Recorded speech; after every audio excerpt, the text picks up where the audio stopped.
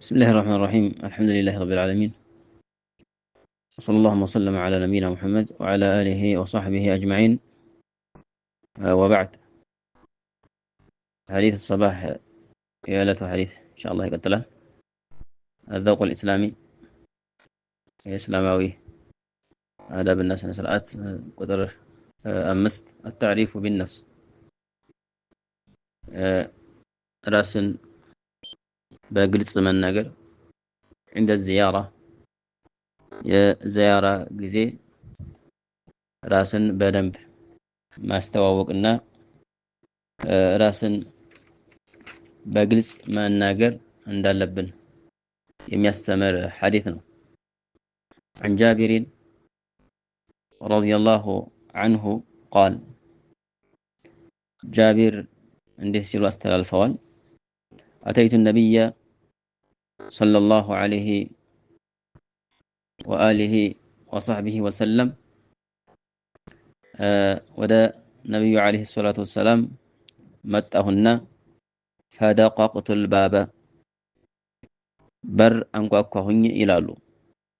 فقال እሳቸውም እንዲህ አሉኝ من هذا ማን ነህ ማን ልበል አሉኝ።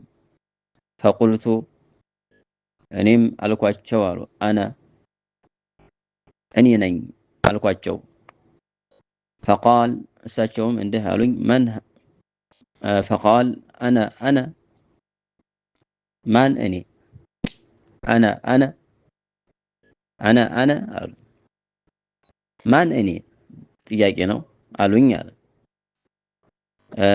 كأنه ይመስላል ከሪሃሃ أنا የሚለውን ማን እኔ የሚለውን አባባሌን አልወደዱትም ወይም የጠሉት ይመስላል አሉ።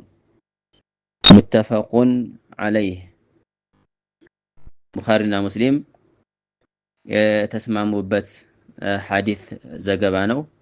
رواه البخاري ومسلم። ስለዚህ እንደ ዚያራ ማነህ ሲባሉ እኔ ነኝ በማለት በደፈናው ዝም ብሎ መመለሱ የተጠላ እንደሆነ ነው ሐዲሱ የሚያስተምረን። በግልጽ ማንነትን መናገር ያስፈልጋል። የዛሬ ጊዜ ማንነትን በግልጽ መናገርና መግለጽ አስፈላጊ ነው። ይሄ በርካታ ሐዲሶች አሉ። ጅብሪል في حديث الإسراء ላይ በተመለከተው ሐዲስ ላይ የአላህ መልእክተኛ عليه الصلاة والسلام ወደ ሰማይ ባረጉበት ጊዜ ሚዕራጅ መባል የሚታወቀው ጉዞ ከጅብሪል አለይሂ ሰላም ጋር ነበረ ጉዞ ያደረጉት እና ጅብሪል አለይሂ ሰላም